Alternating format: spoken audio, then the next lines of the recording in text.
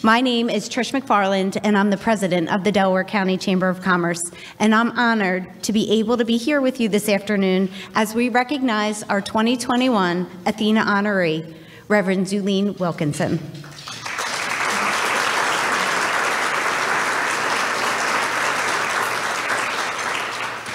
As you will hear today, Athena is a very important goddess of many things. She's the goddess of wisdom, courage, inspiration, civilization, strength, strategy, and skill. These are characteristics of every single Athena honoree, but especially Reverend Z. We are so fortunate at the Chamber to have so many powerful women supporting us as we honor their dedication to the Delaware County community. I'd like to recognize our sponsors of today's event, who are also excited to be able to recognize the powerful women in our region. Our gold sponsor, Bars, Gowie, Amon, and Foltz.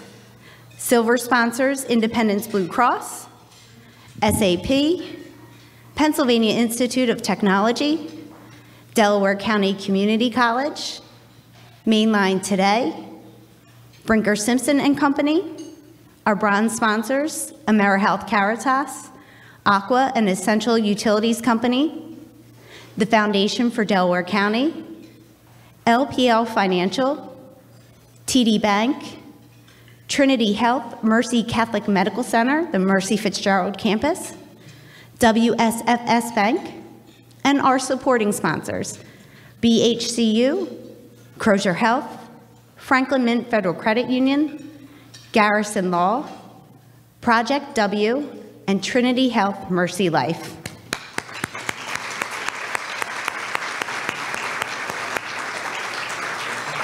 I would now like to invite Bill Gowie from Bars, Gowie, Amon, and Foltz, our presenting sponsor this afternoon, to join me to share with you a little bit more about what it means to be an Athena.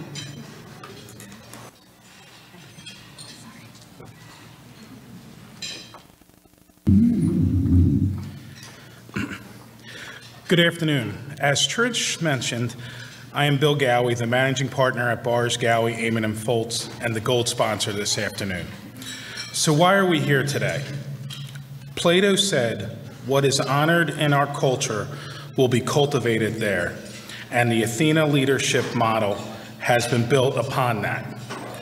The Athena Leadership Award was inspired by the goddess of Greek mythology, known for her strength, courage, wisdom, and enlightenment, all qualities embodied in the Athena leadership model. The Athena Leadership Award is presented to a woman or man who is honored for professional excellence, community service, and for actively assisting others, particularly women, in realizing their full leadership potential. Since the program's inception in 1982, more than 8,000 exemplary leaders in over 500 communities have received the prestigious Athena Award. Here in Delaware County, the Chamber of Commerce has presented this award for over 30 years in partnership with Athena International. The Athena program is based on the 8 principles of enlightened leadership and the unique way women lead: living authentically and learning constantly, building relationships and fostering collaboration, acting courageously and advocating fiercely, giving back and celebrating. With all this in mind, it's no wonder how much weight this award holds, both physically and symbolically, and how much power there is in this room. At this time, I'd like to invite past Athena Cecile Charlton and owner of Prorega Consulting to join me up here to recognize the Athena women of Delaware County.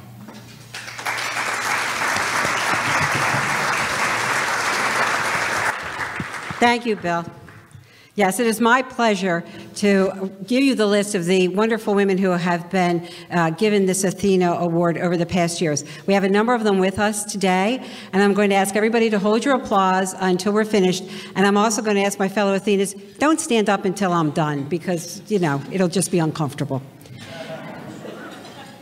In 1989, Dr. Sandra Cornelius, Dr. Frances Carter, Louise Naismith, Lorraine McGlynn, the Honorable Mariana Arty, Barbara Zippy, Teresa Hines, Ellen Fisher, Kathy Robson, Susan Garrison, Dr. Rosalie Miranda, Dr. Lillian Meyer, Cheryl Cunningham, Alice Strine, Carol Gertzel, me, Sally Holub, Trish Cofield, Jane Garrison, Joan Richards, Mary Ann Grace, Margaret Quo, Barbara Denzi, Linda Durant, Michelle Daly, Dana Riker-Jackson, Nicole DiBenton Robinson, Colleen Marone, Jennifer Morgan, Kathy Judge Cardillo, Danielle McNichol, Joanne Craig, Dr. Joy Gates Black rounds out our 2020 Athena winners. Would you please stand, my fellow Athenas?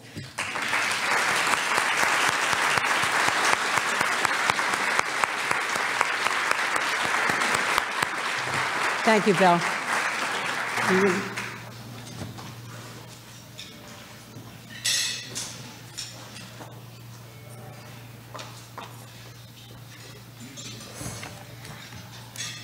As you just heard what it means to be an Athena, Jane Garrison was the epitome of the honor.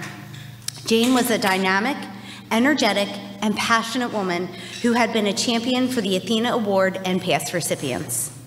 In 2006, we presented the Athena Award to Jane. She embodied the spirit of the award more than most. A leader in her profession and community, and reached so many other women of all ages to realize their potential and surpass it. She dedicated countless hours of her life to support and grow her community and colleagues. Jane was and will remain the epitome of what this award is all about. Jane was a lot of things to a lot of people: a wife, a mother, a friend, a leader. She was a trustee on the Pennsylvania Institute of Technology's board. She was on the board of the Garrison Family Foundation, an organization dedicated to funding programs to assist women to improve their skills and give them opportunities to secure an advanced position in their given fields. She orchestrated the merging of the CEO of the Girl Scouts of Southeastern Pennsylvania and the president of the World Affairs Council of Philadelphia. This provided leadership training for young ladies in the region. Another feat of Jane's came from her time on the board of Elwyn Institute, where she helped develop a cooperative program that drastically increased computer competence for the caretakers of the disabled patients. Those were just a few of the highlights of Jane's long list of successes and accomplishments. Today, we honor the life of Jane and all of the people's lives that she changed for the better. She will always be our golden standard when finding the next recipient for the Athena Award. I'm honored to invite Alice Strine, past Athena recipient and dear friend of Jane, to honor Jane's legacy. Alice.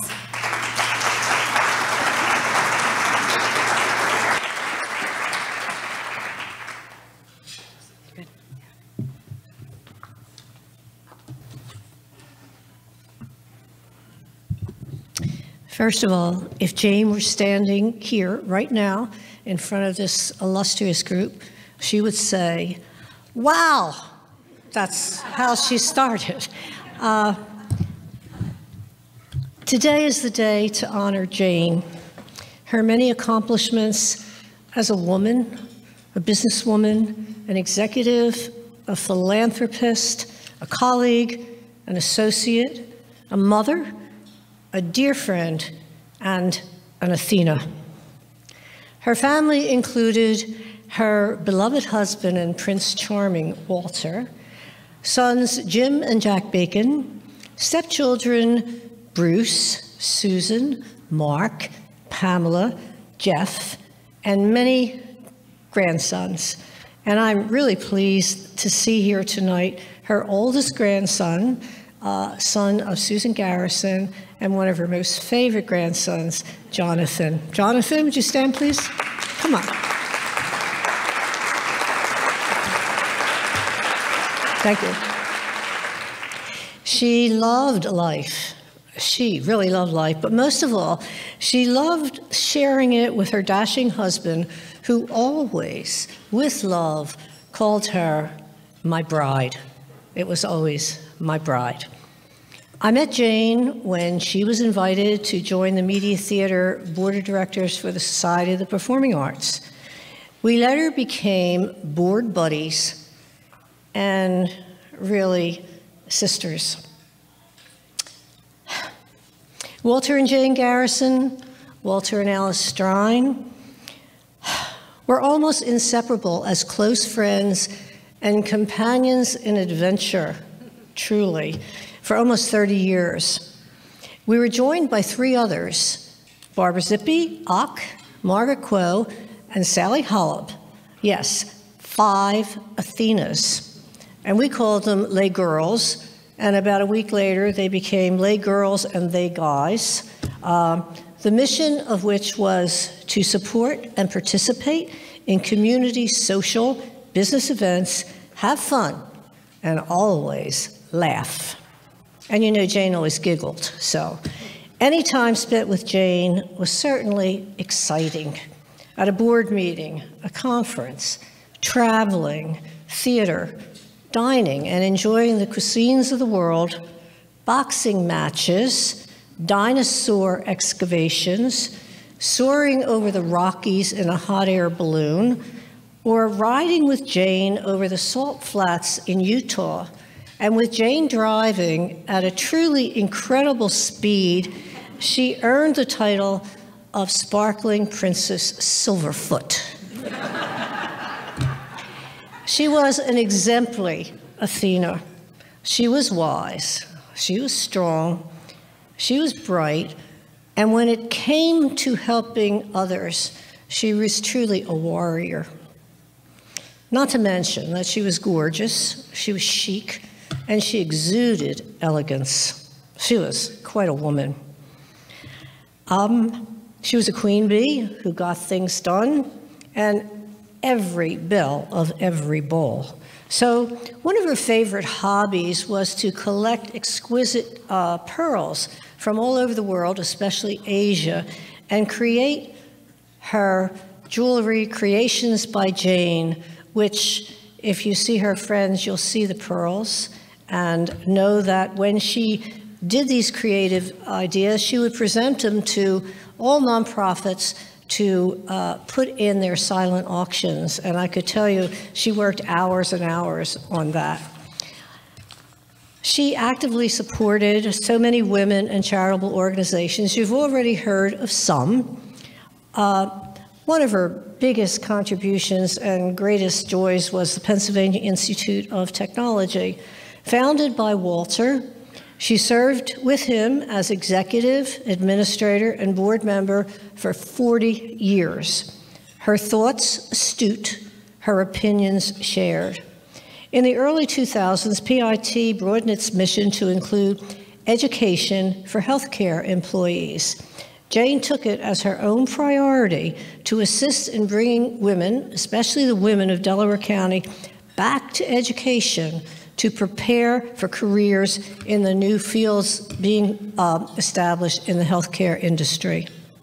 The Delaware County Historical Society, what could you say about that? As a board leader, she planned most events, programs, worked diligently with the community and county council. She and Walter were responsible for funding and executing the move to its new home in Chester. The Boy Scouts of America, Cradle of Liberty, and the development and contribution of Camp Garrison, where thousands of scouts enjoyed summer activities and scout training.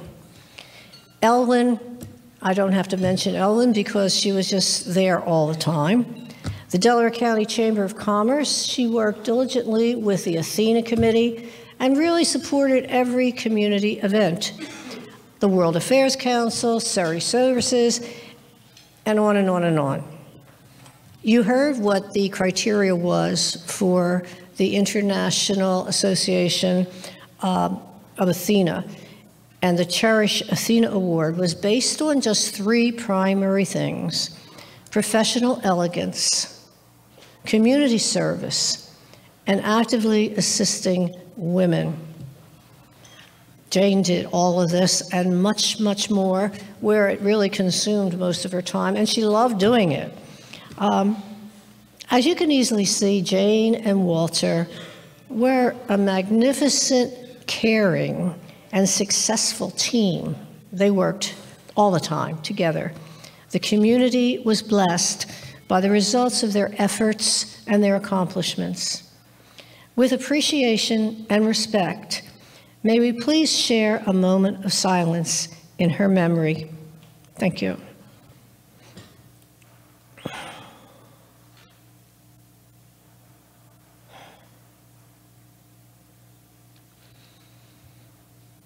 Jane, we miss you, we love you, and we wish you peace. Thank you.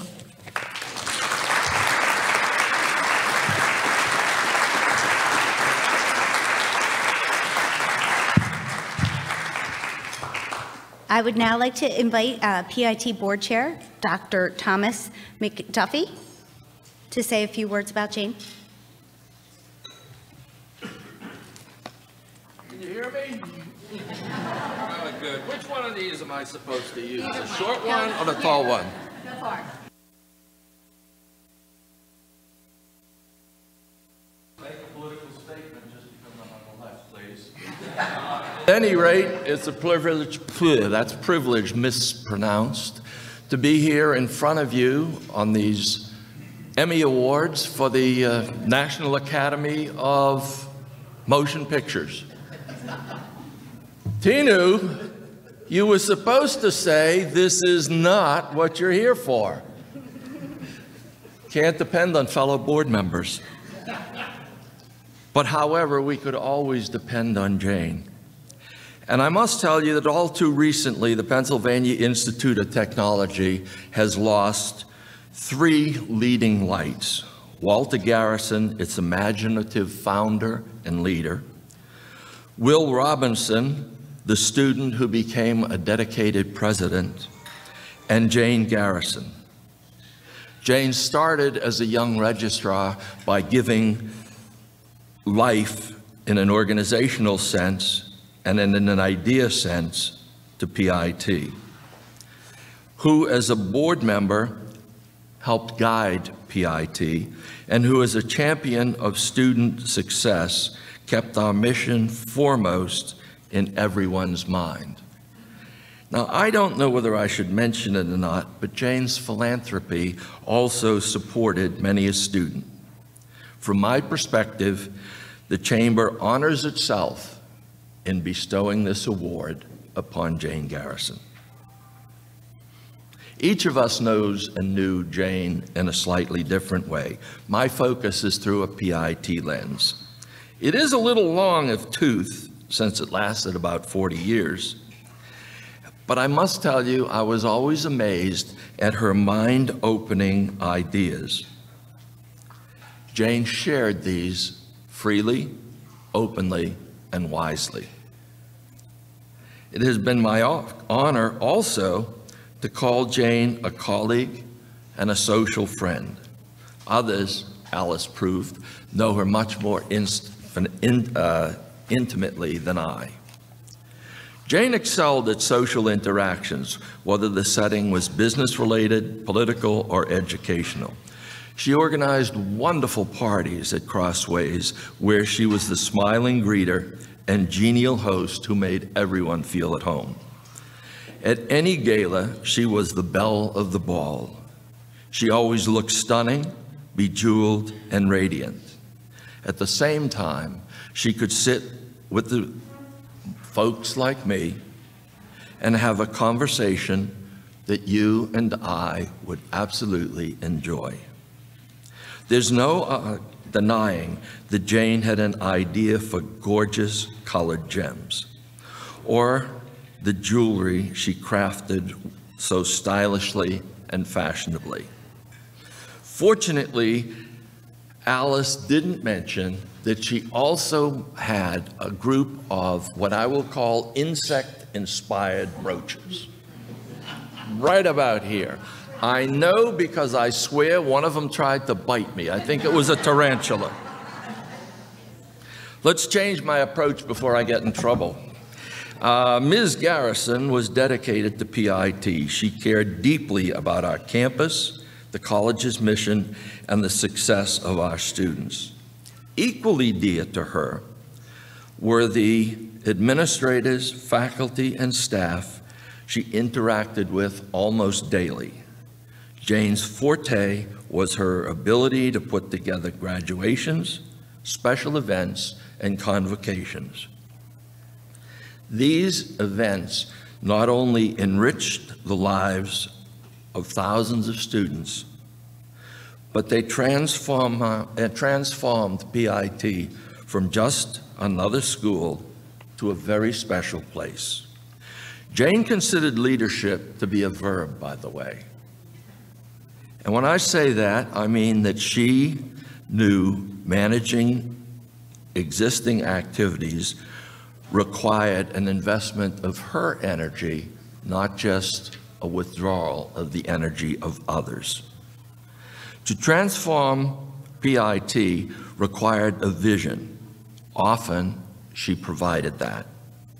But she also wanted to make sure that our mission never got lost, so that any transformation occurred in not just an academic, but a financial sense. By the way, should a change in strategic direction be needed, she used her persuasive powers to enact steps that led to it.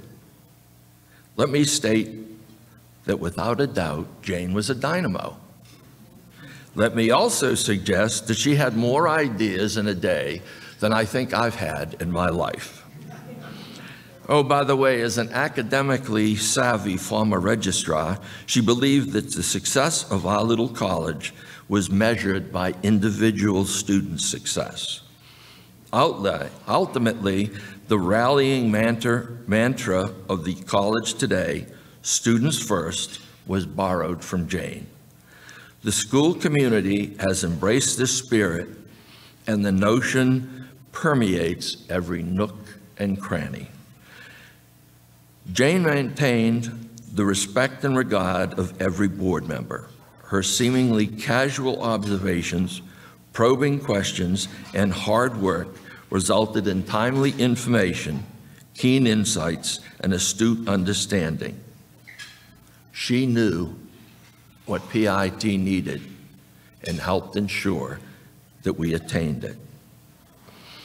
Let me give an example. About 7 years ago, I think it was, Jane led a group of board members who basically acted as the president during Walter's debilitating illness. Under her guidance, we reviewed each and every department's status, goals, and future directions. In essence, we conducted a very thorough, probing, and in-depth analysis of what was needed to ensure that the mission of the college was obtained and its financial foundation was firm.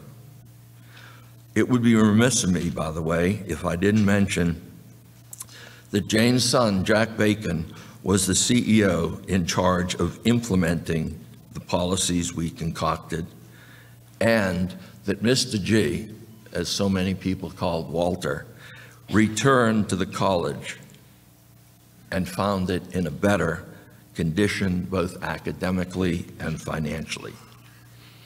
To end on a more personal level, I thoroughly enjoyed being at sporting events with Jane.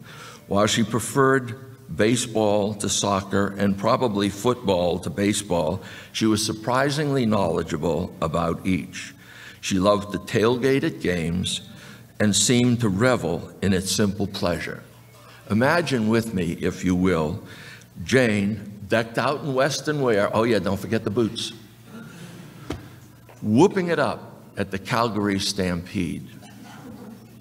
Oh, did I mention, as Alice did, that Jane was an interesting driver. As a matter of fact, no disrespect, Jane, no disrespect at all. Think of the Grand Prix circuit in your next lifetime. Hints of Jane's legacy are highlighted by the awards she has received from organizations throughout the Delaware Valley.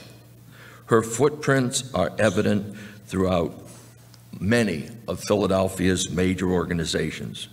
Perhaps her greatest contributions, locally at least, were to the Boy Scouts, the Historic Society of Delaware County, and you've already heard about her involvement in Elwyn.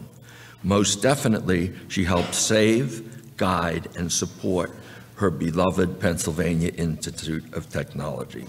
So Jane, I end this remembrance as you ended so many letters, emails, and messages, with a hug. Thank you.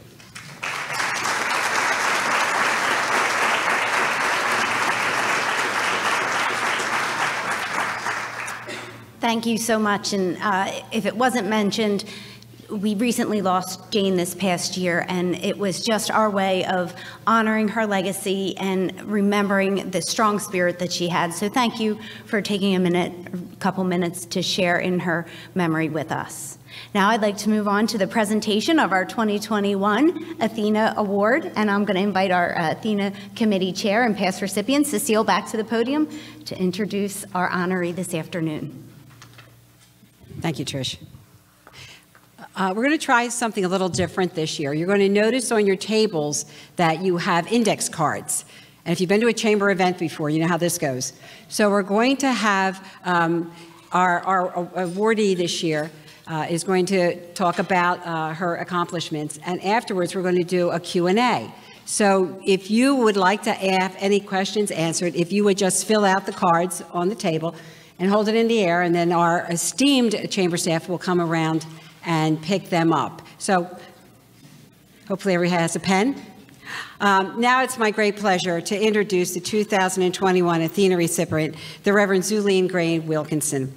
Reverend Z, as we call her, is the Executive Director of Chester Eastside, a nonprofit that works on meeting basic human needs, helping people to become all that they can be, and working for a more just society. Reverend Z has been in this position for over 5 years, and in that time, the programs have flourished and they've added a number more. In fact, one of them is the Technological Training Program, which helps prepare motivated high school students for careers. And Food Matters, focusing on nutrition information and healthy eating among urban youth who are facing the problems of heart disease, obesity, and high blood pressure. In fact, her passion for health and nutrition will be highlighted in the form of her award-winning garden in the Pennsylvania Historical Society's magazine, Grow. During the COVID-19 pandemic, she raised funds to purchase and distribute 40 Chromebooks for the area's first out-of-school summer camp. Reverend Z serves on the Mayor's Reentry Committee for the City of Chester and works with Chester's Health Department, making COVID-19 vaccinations available to the community. Very important work. Reverend Z and her husband, the Reverend John Wilkinson, who is here with us this evening, have developed curriculum for ex-offenders, life skills training for ex-offenders, life skills development. They also have a curriculum for anti-bullying, bullying awareness, stop bullying now. Reverend Z's love and compassion for her community and accomplishments truly amazing. She certainly exemplifies the spirit of the Athena Award. It is my pleasure to introduce to you the 2021 Athena Award recipient, the Reverend Zulin Gray Wilkinson.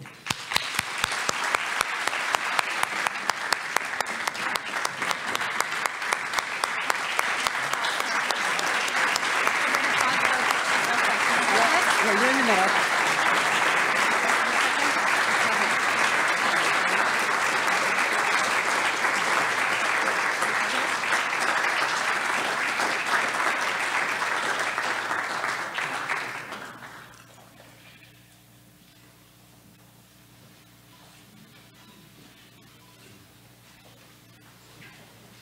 I'm going to have you come over here. It's back on the table. I'm going to have you go over here, and then I'll be back. Wow.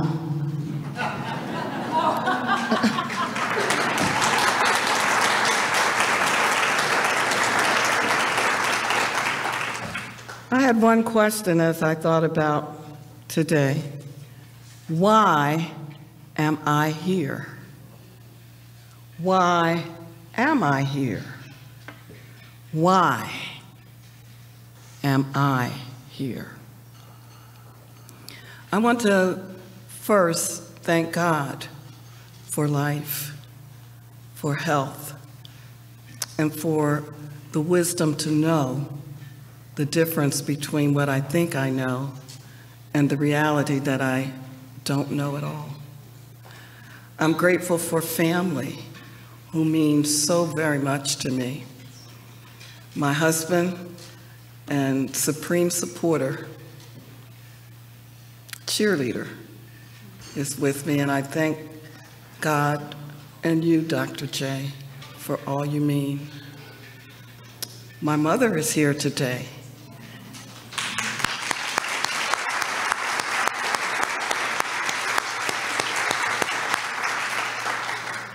She's now at a point that she doesn't mind the world knowing that she's 95 years old. And she can actually do what she wants to do, when she wants to do it, regardless of what you think. And so we're grateful to have Mama with us today. My sister friend, my sister, my longest friend, Ann and her husband Jeff are with me. That's part of the reason that I'm here. I'm here because I've had the support of a spiritual family for all of my life. And there are two representatives here today who mean so much to me and who represent that part of me that flourishes because I live in community. And so Pastor Butler and Pastor Pendergrass are here, and I thank you for making the trip. Why am I here? Well, I brought a prop. I'm here, and there are some reasons that I guess I can look at. Anybody who knows me, who really knows me, knows that I have a bag for every occasion. Every occasion. My father used to say, Zulin, you're always carrying a bag. And so today, in keeping, I brought another bag. I'm sorry, Mother, that I couldn't find the one that was gold, because matching is very important. But there are some things that are really important and ought to be magnified as I think about why I'm here. I'm here because the Bible was central in our family, and we not only read the Bible, but we believed that the Bible was the book that would give us direction for our lives and for living. And so on the departure of my dad, I looked at him as he was moving to his transition, and I realized that our Father taught us how to live, and he showed us how to die. And so I'm here because of those values that have been poured into me all through my life. I'm here because there were some people in elementary school who felt that there was something in this little girl who wore pigtails and ribbons at the end, that there was something that she might offer in her life. And so my mother reminds me all the time about Miss Milbury, and how Miss Milbury said that I would either be a lawyer or a politician. And I think that a social worker is a little bit of both. And so it was Miss Milbury in second grade who recognized that a little girl from an impoverished neighborhood in Philadelphia could grow up and she could be someone who could contribute to the world. You never know who you're talking to when you meet a child. You never know. And so there is respect that is due children, because the capacity to do and to be is locked inside, and you never know what will draw it out. Well, maybe I'm here because my 5th grade teacher, Mr. Herbert, really insisted on fine penmanship. We learned cursive in those days, and fine penmanship was something that I remember from Mr. Herbert. And I also remember his fountain pens. He had a Parker 45, and back then that was just the most beautiful pen to me. And I remember asking my parents for a Parker 45 for Christmas, not sure that I would get it, but I got a Parker 45 one Christmas. And that certainly has sparked my love of fountain pens. I have collections of fountain pens, and I use them. And when I do use them, I take my time and I make a mark on a piece of paper, and it represents who I am. So much so that no one else is allowed ever, right, Doc, to use my fountain pen. Never. And that is because a fountain pen actually takes on the personality of the person who uses it. And so maybe I'm here because Mr. Herbert wanted us to realize that in our writing and in our presentation of ourselves on paper, that we were saying something about ourselves. Well, I'm here because there were many distractions along the way and many difficulties along the way.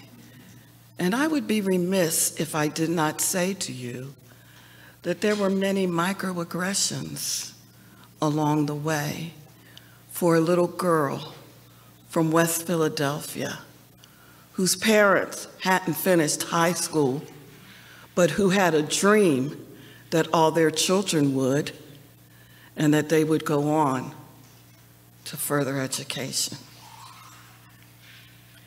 I'm here because there were people who, in spite of those who said things like $5 when you graduate from college, in my autograph book. I found that autograph book a few weeks ago, and I went through all the well wishes, all the congratulations, and that page of so many decades ago still leaps out in my memory, that instead of saying congratulations, I'll see you when you graduate college, it was $5 when you graduate from college. Perhaps that wasn't the intent, but on paper, it said to me, I don't believe that you're going to get through college, and I don't believe you're going to get your $5. Do you think I did get the $5? I went back for the $5. I went back to say, I did it, despite your belief that I wouldn't. I don't know that I took the $5. I can't remember that. But that was one of the microaggressions that perhaps someone thought was congratulations, but it wasn't. Or maybe it was excelling in high school, doing very well, being part of the elite honors block, and having my classmates say, you don't belong here. or on a college application to read something that was not intended for me to read. She doesn't possess much native ability. Wow. That's what people were saying behind the scenes. But I was doing what I thought I needed to do to succeed. And on receiving my very first master's degree from a school that was down the street from where we lived, and I doubted that I would ever have even the most remote opportunity to attend the University of Pennsylvania. But God made a way for me to go to the University of Pennsylvania for graduate study on a full scholarship. This was the one who shouldn't be, couldn't be, didn't have the capacity to do. Maybe that's why I'm here. I am here because one of my employers told me that if I left their employment, I would never succeed. Yes, an employer did that. Wow. Not because I hadn't done well, but they didn't want to see me go. Is that a way to tell somebody that you don't want them to go? But I had flourished there, and there were other opportunities. And in fact, had I not left there, I wouldn't be here. You can't do the future when you're holding on to the present, as beautiful as it may be, or the past, as difficult as it may seem. And so, having been released, I was allowed to grow and to develop and to become who I am. And I realize that that is nothing that I have done on my own. I would not be here without my humble beginnings. I wouldn't be here without my husband to support me. I wouldn't be here without my children waving me along and giving up time with them. I wouldn't be here were it not for Chester Eastside. Yay, Chester Eastside. Because I wouldn't have been in Delaware County in all likelihood. And so I thank you for taking a risk on me and for entrusting me with the role of being your leader that loves so much the work that we do together. Why am I here? I'm here because over the course of my lifetime and career, I've learned some tools that will help me go from one place to another. And I particularly like this tool, and it must be made for a social worker and a pastor preacher, because it may look like a hammer, but it's not only a hammer. It's a screwdriver, and it allows you to go to a place and to put your tool there, and as hard as it may be, you just keep working and working and working and working until that screw fits thoroughly and securely. And sometimes you may have to hammer it a little bit if it doesn't want to go in exactly. And if you're like me, sometimes it doesn't go in and you have to use the edge and you have to pull it out again and you start all over.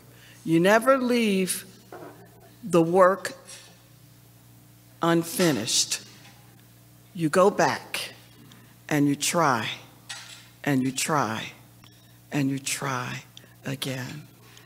After so many years, I've been allowed to develop some tools that are teaching me new things about the world and about people. I had the occasion once to be in class as a student with Margaret Whitley, great organizational theorist.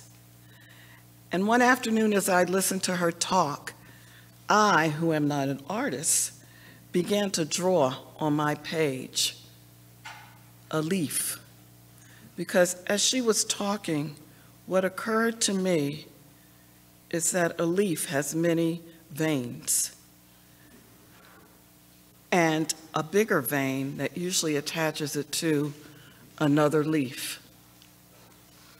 And I realized in very real terms that we are all inextricably linked. You are inextricably linked to me because of the work that we are doing together in our county. We are inextricably linked. Some of us now as Athenas, wow, I've never been in a sorority, and I feel that I now have been inducted into a sorority of women and men who have similar passions and similar goals for our world. I am here linked because of the communities that we serve. For me, it started with a young mentee. I was working with a student who had had a lot of difficulties as a young girl. And she didn't believe that her life would be worth anything.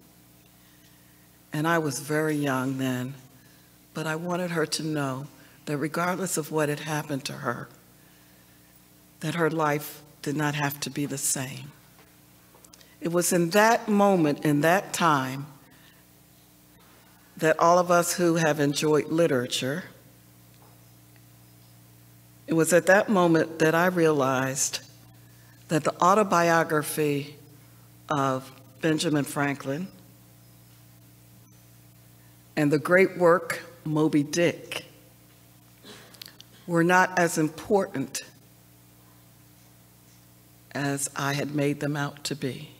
I was taking a literature course at Temple University. And as I thought about that girl, and I thought about what I was reading, it was all very nice, but it wasn't real.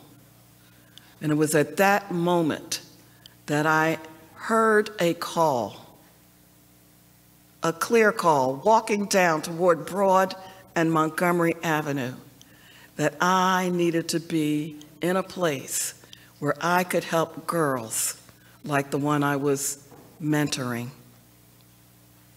And I needed to do it from the family and community aspect rather than as a teacher.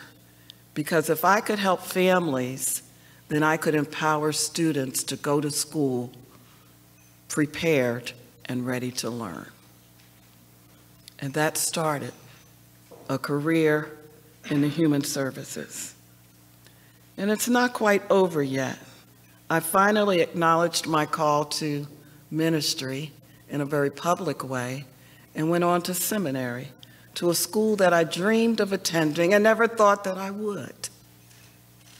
And there I became more aware of the hermeneutic of the gospel.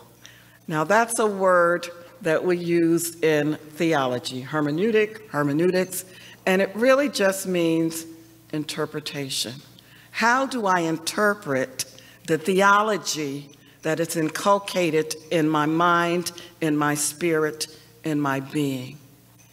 And how that happens is that I begin to understand that the gospel is never separate from people. The gospel is never separate from the concerns and the issues of life. And I then am learning more and more about, you see, this is a book that I'm really loving. I'm learning more about intersectionality, that there are things that draw us all together, and that there are various Venn diagrams or circles that happen in our lives. And so the idea at this point in my life and career, coming to understand the intersectionality of our values and of what is our spirit and then our work is one of the newest things that I'm grappling with. And then the whole notion of community stewardship. This is a book for board members, but I've been allowed to be a part of communities, to be a part of Chester and of Delaware County, and there's a responsibility that goes along with that. And so food and clothing and after-school programs and parenting education are all important. But so is my responsibility to help the community understand the ravages of violence and post-traumatic stress and the need for proper health care and the need for COVID vaccination. I am responsible in my role for being a community steward. And I'm learning more about the nature of poverty and how poverty is being expressed in many, many different ways. I guess that I'm finally a lifelong learner. We bandy that term around, but I actually am. And am I a lifelong learner? I'm a lifelong learner. I've always loved school. I've always been in school.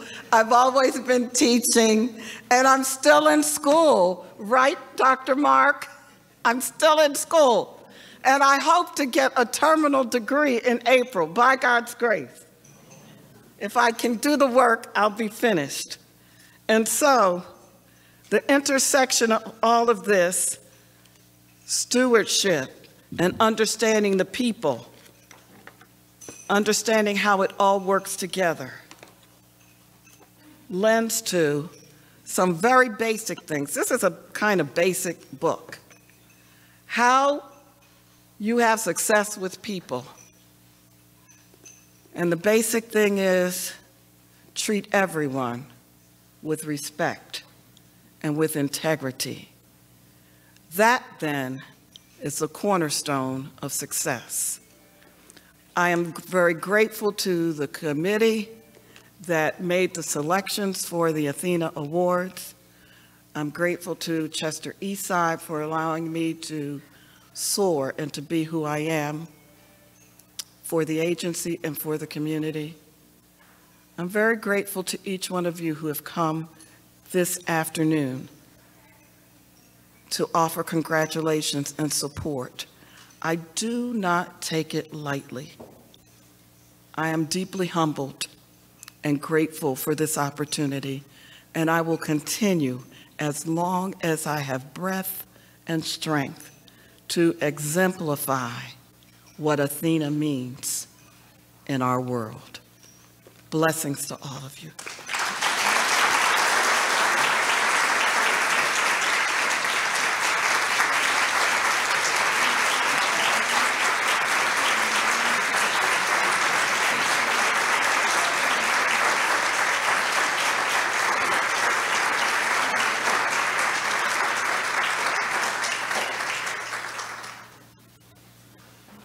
That was very inspiring. Thank you so much.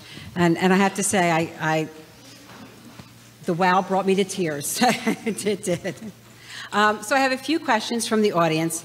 What is one piece of advice you would give your 18-year-old self? Oh, my 18-year-old self. Find more pens.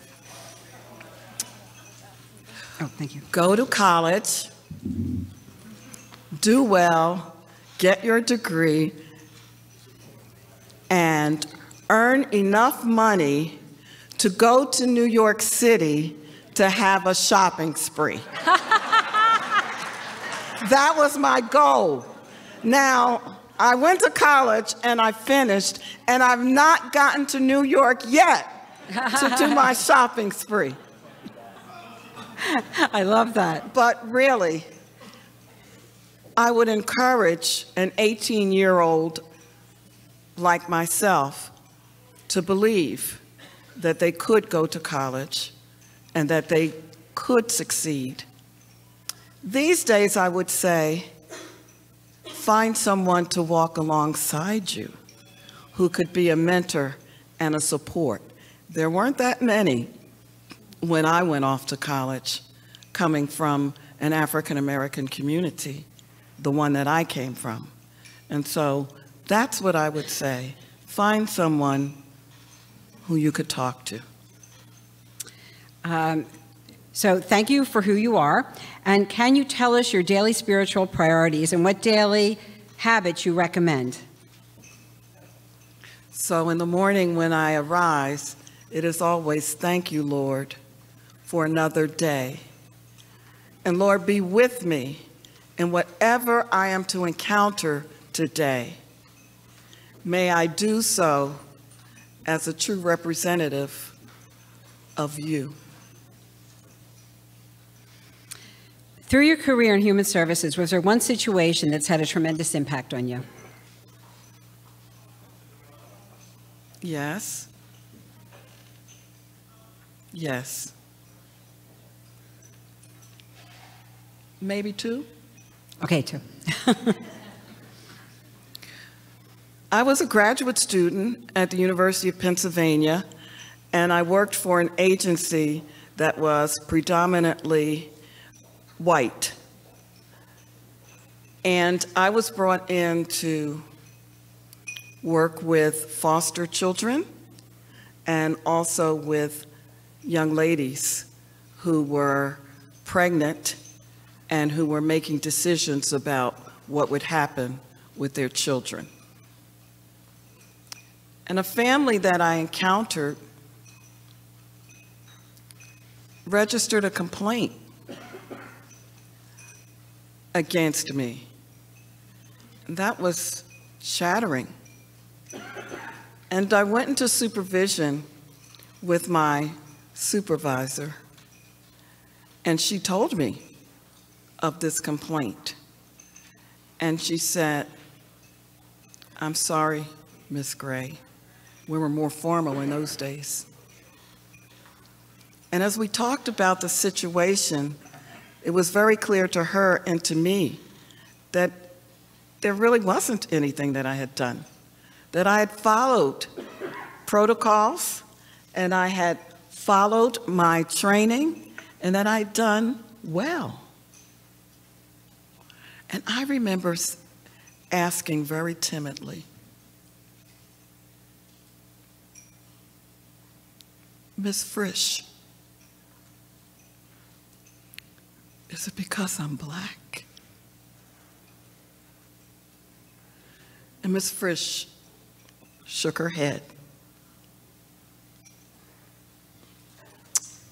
And I am sure that the tears came because remembering that, they come.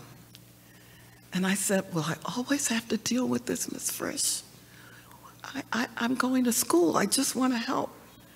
And she says, "I'm sorry, Miss Gray, but I think you will."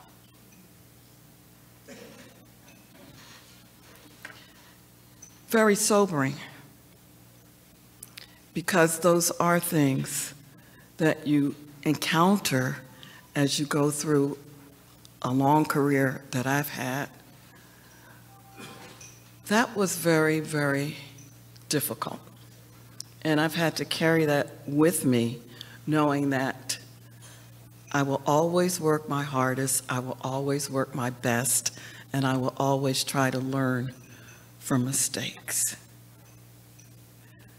So that was one thing that still stands out, and I'm sorry, but it does. And then there are things that are really good, When you have someone who says to you, a staff member or a client that says, you are fair. You expect a lot of us, but you are fair. And that, I think, is the epitome of what one wants to be as a clinician, as a leader, as a person, fair. And this actually is my favorite question. Where'd you get that hammer? Get the what? Where'd you get the hammer? Somebody would like to find that out. Yes. Well, anybody who knows me also knows that I shop on QVC. Anybody who knows me. So it's either QVC or the counterpart HSN. And they had these one Christmas time, and I bought them for family. My sister said, you gave it to me? Uh-oh, I made a mistake. Did you get it from QVC? Great. Thank you. Oh! Well, I like QVC. I thought I'd gotten this from QVC, but I got them a lot of other things last year from QVC that are things like this. So my sister got this for me. I'm sorry for the error, everybody. I'm sorry, Auntie. Does anyone have any other questions? Oh. We have one card. Do you want to just stand up and ask? Do you want to ask it? Sure, absolutely. Good afternoon. My question is, how can this illustrious group help your work and support your organization? Oh, thank you, Lori. Lori's my new friend. I don't know if you all know her. She's the executive director of Philabundance.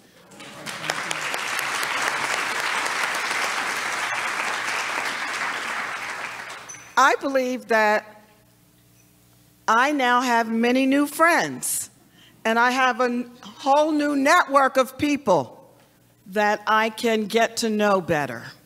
And that could only be helpful to me personally as a leader, and certainly to the work that I do with Chester Eastside.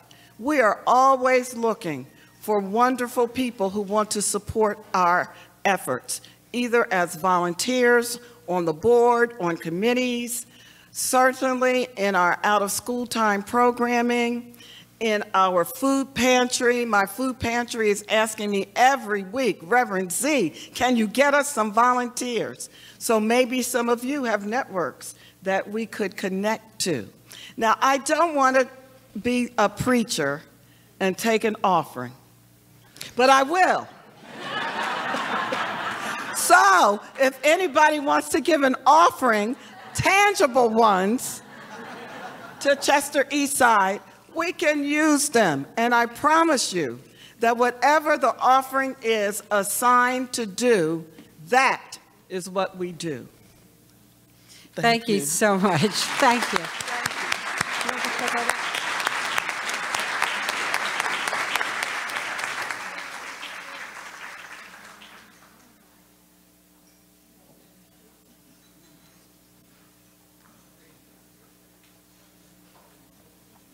Well, that was fantastic. Reverend Z, thank you so much for sharing your story with us so we can all be inspired by the great work that you do. Live authentically, learn constantly, advocate fiercely, act courageously, foster collaboration, build relationships, give back, and celebrate. Thank you for helping us do that today in the spirit of Athena. We ask that you continue to support the Delaware County Chamber as we pursue what excellence means in today's environment, and invite you to join our list of tremendous partners that allow us to continue.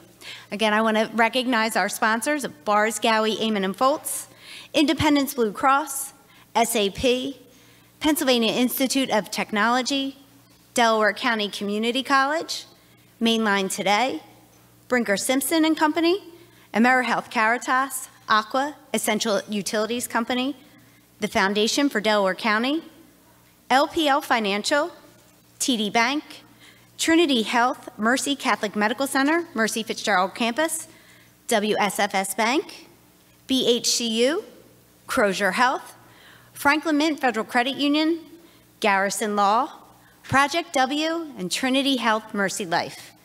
We look forward to seeing you at our next event and encourage you to reach out to learn how we can assist you in our quest to build an inclusive and thriving economy in Delaware County and our region. So before our past Athena recipients leave, if you can join us out back, we're going to get some pictures on the patio.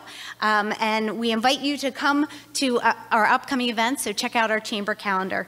Thank you so much for joining us in person today, and have a great afternoon. Take care.